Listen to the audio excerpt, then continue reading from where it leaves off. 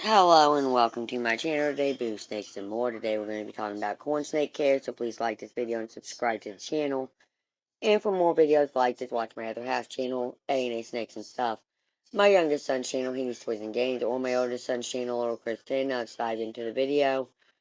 The corn snake, Hathalophus gelatus, originates from dry scrublands and forests in the USA. Corn snakes for sale in the UK will be captive bred, but their biology is the same as that of wild snakes, so it's still important that the environment you keep your pet corn snake in mimics the wild as much as possible.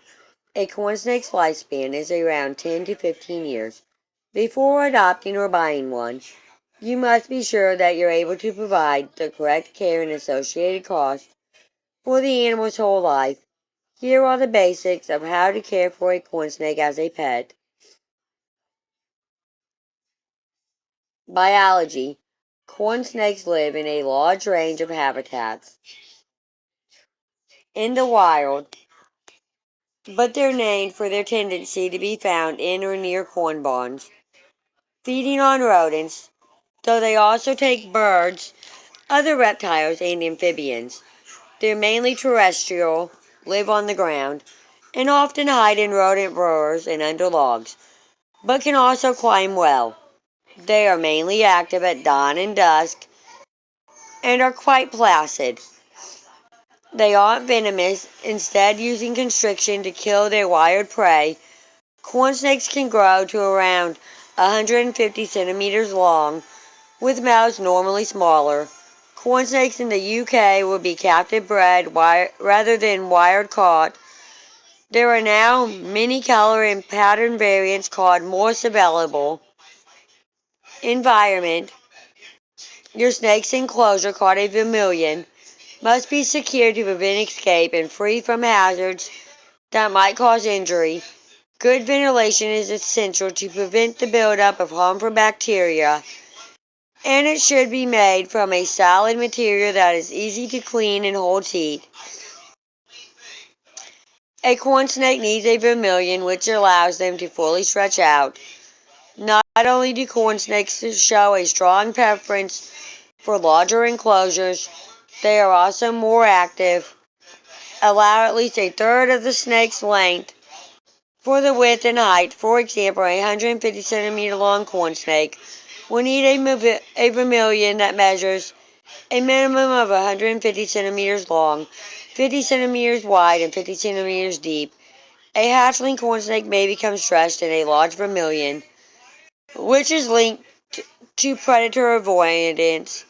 Therefore, you should house the snake in a small vermilion and moved up sizes as they grow, or provided with plenty of small confined spaces within a larger vermilion.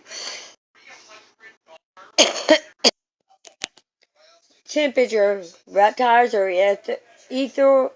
ethothermatic, meaning they use their environment to warm up and cool down. So you need to create a thermogrid. This means positioning a heat source at one end of the vermilion, creating a basking zone while leaving the opposite end cool, so that the snake can move around to regulate their temperature. To create a basking zone, position a heat lamp at one end of the enclosure pointing downwards. Heat lamps must be guarded to prevent burns or injuries should the bulb shatter. A thermostat, a simple device that regulates the temperature, must be used with all heat sources. For the heat lamp, place the thermostat probe just above the substrate at the level where the snake will sit. Adjust the thermostat while checking the basking temperature using a digital thermometer until the basking zone reaches 28 to 30 degrees Celsius. A reptile heat mat under one side of the vermilion is recommended for a smaller enclosure, such as one used for hatchlings. In this case, use an on-off thermostat with the probe in the hot end set at 30 degrees Celsius. The cool end should be 20 to 24 Celsius. Thermostats aren't accurate, so it's essential to record the temperatures daily. Use one digital thermometer at the cool end and another at the basking zone. An infrared thermometer can also be used to check the temperature in the basking zone and cool in daily. With normal household temperatures, turn off the heat source at night to stimulate nighttime when it can safely drop to 16 to 20 Celsius. If the room temperature drops lower than this, you'll need non-light emitting heat at night, such as a ceramic heater or safely set up heat mat. The vermilion should be placed in a safe location away from draughts and sources of heat such as radiators and direct sunlight, as these affect the temperature. Humidity. The correct humidity is essential for your snake for a healthy respiratory system and skin shedding cycle. A hydrometer measures the humidity inside the vermilion, which should be around 40 to 50%. If it's too high, your vermilion will need more ventilation. Light. Reptiles use natural daylight to set their day and night pattern. Sunlight contains visible light and ultraviolet UV. Part of UV is called UVB, which allows reptiles to make vitamin D3, vital to be able to store and use calcium. Another part is called UVA, essential for their vision, as they can see many more colors when exposed to UVA. Create a photogranulate from light to shade by grouping your light with the heat source. The cool end should be more shaded, just as in the wild. Fit a low output 2 to 7% reptile UVB tube between 1/2 and 1/3 of the vermilion length into the roof of the vermilion, as far into the hot end as possible. Use a reflector of the correct length to direct the light onto your corn snake. UVB decreases with distance, so in a taller vermilion, you may need to use a higher percentage UVB tube. Follow the UVB tube manufacturer's recommendations regarding distance between the lamp and the snake. The UVB output decreases over time, so check the UVB output regularly using an appropriate UV index UVI meter positioned at the level of the animal directed towards the UV lamp.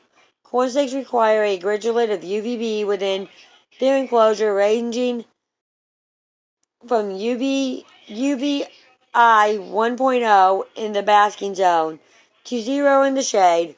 Some Morse corn snakes, like albinos, will need lower UVB levels, with a granulate from 0 in the shade to a maximum of 0.7 in the basking zone. The lamp must also be replaced according to the manufacturer's instructions and always be guarded to prevent burns or injuries. Should the bulb shatter, make sure you turn off all lights at night. Both your lights and heat lamp can be controlled using a simple plug-in timer, 12 hours on during the day and 12 hours off at night. Cleaning. Poorly maintained enclosures can become dirty quickly. Animal waste should be spot cleaned as soon as it appears. Once a month, use a reptile-safe disinfectant available from pet shops to fully clean the vermilion walls, glass, and decorations, then rinse off well. Wash your hands before and after handling your snake or their equipment to reduce the spread of infection between you and the snake, as reptiles can carry salmonella. Diet. Water. Provide a dish filled with clean, fresh water at the cool end of the vermilion and replace it at least daily. It should be large enough to allow the snake to bathe. Sometimes the snake will foul the water, in which case change it as quickly as possible. Feeding. In the wild, corn snakes consume a wide variety of prey, but most are not easily available. Feed a diet of dead mice available from pet shops. Hatchling corn snakes start on one baby mouse, called a pinky, every 5 to 6 days, and move up sizes as they grow. Up to one adult mouse every 7 to 14 days. As a rule, offer prey that is slightly wider than the widest part of the snake's body. Feeding other prey, such as quails and rats, once a month or so increases variation in their diet. Regular weighing is important to ensure that your snake doesn't become underweight or obese. Feed your snake inside the vermilion using tongs to offer the prey. Corn snakes shouldn't need supplements for their diets as long as they're fed good quality prey. Behavior enrichment. It's important to provide opportunities for natural behavior and choice and control over their environment. In captivity, this is called enrichment. Corn snakes show a strong preference for enriched housing over less complex environments. Corn snakes are active and will climb if given the opportunity, so provide branches or pegboards. For this, sterilize natural branches with boiling water first. Snakes will typically hide in small spaces such as animal burrows in the wild. Inside include at least 2 hides, one at either end of the vermilion, so that the snake can choose the temperature without having to compromise feeling secure. Provide a choice of hiding places at and above ground level. For example, securely hanging from branches. Hides must be large enough for the snake to fit inside, but not so large that their body doesn't touch the sides when curled up. A third hide containing moistened moss, called a humid hide, can provide variation in humidity within the vermilion. Substrate. Substrate is the name of the floor covering in your vermilion. It's important as it provides something for the snake to burrow under, which helps them to feel more secure. It also stops mess from spreading, though you must still clean it as soon as it appears. Substrates such as organic soils or soil/sand mixes made for reptiles are recommended for corn snakes. Don't use sand alone as it could irritate the snake's skin. You can add dry natural leaves to provide cover in a more naturalistic environment. A clean mix of 60% soil, 30% sand, and a 10% leaf is substrate suitable for healthy snakes. Sterilize the leaves with boiling water and then allow them to dry before use. Paper towels or newspaper can be used when you first get your snake so that you can monitor their health more easily. But as it doesn't allow for natural behaviors, it's only recommended as a temporary substrate.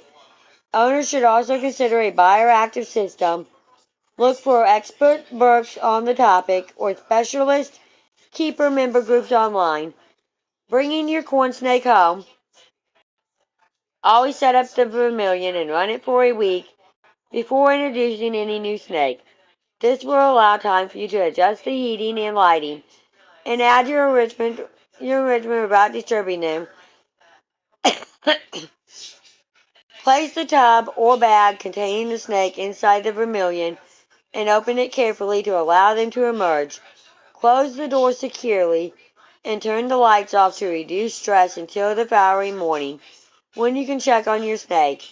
It's best not to hinder unnecessarily for the first week. Instead, allow time for your corn snake to become used to their environment. Company. You should keep your corn snakes on their own because they lead a solitary life in the wild. It's also easier to check the health of your snake when they're kept in their own enclosure. Handling. Corn snakes can become used to regular handling but never grab them.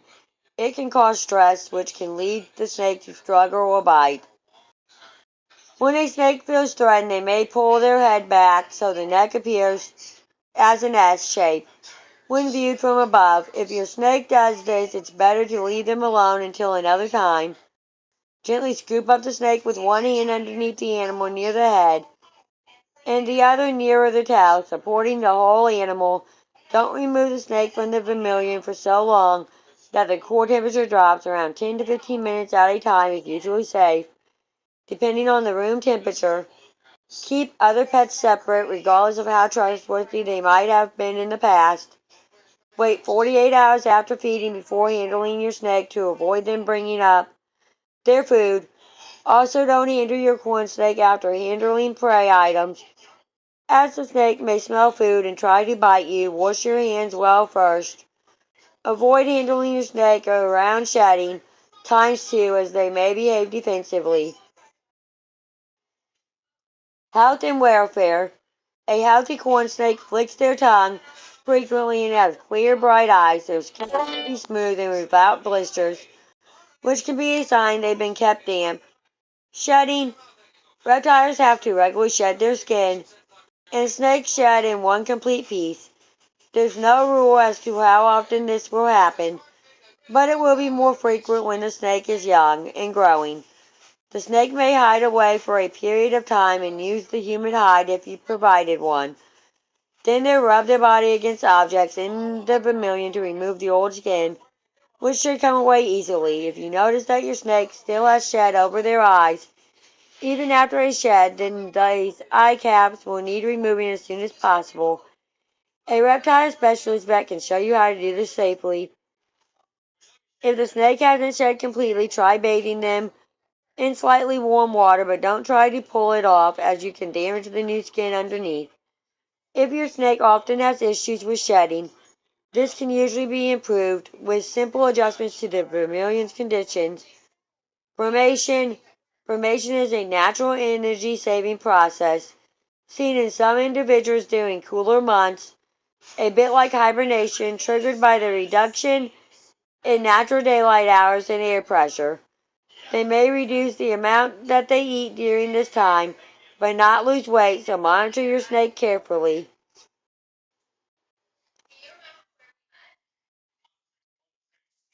Disease and concerns. Look out for abnormal droppings, as these can be signs of internal parasites. Snakes can also suffer from mouth rot, an infection of the mouth with a range of potential causes. Corn snakes can also suffer from external parasites, such as mites, which can carry disease, so they're a serious concern. Snake mites lodge underneath the scales of the snake and consume the blood. If your snake spends unusually long periods of time sitting in the water, it may be an indicator of mites.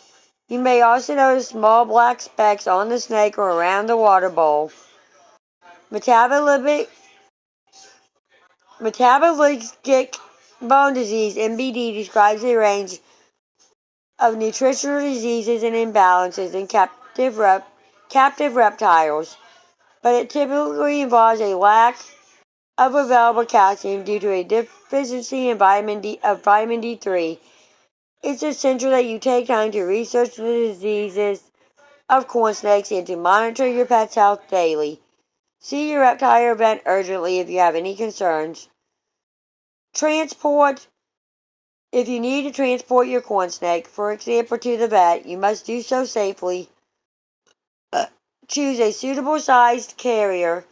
Small snakes such as hatchlings can be transported in ventilated plastic containers with soft, absorbent paper. Adults can be transported in a tightly secured cloth bag inside a well-ventilated plastic tub to prevent injury.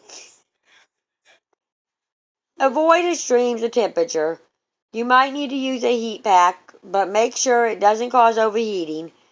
Keep transit time to a minimal to reduce stress. Thank you for watching this video, and peace out to the next one.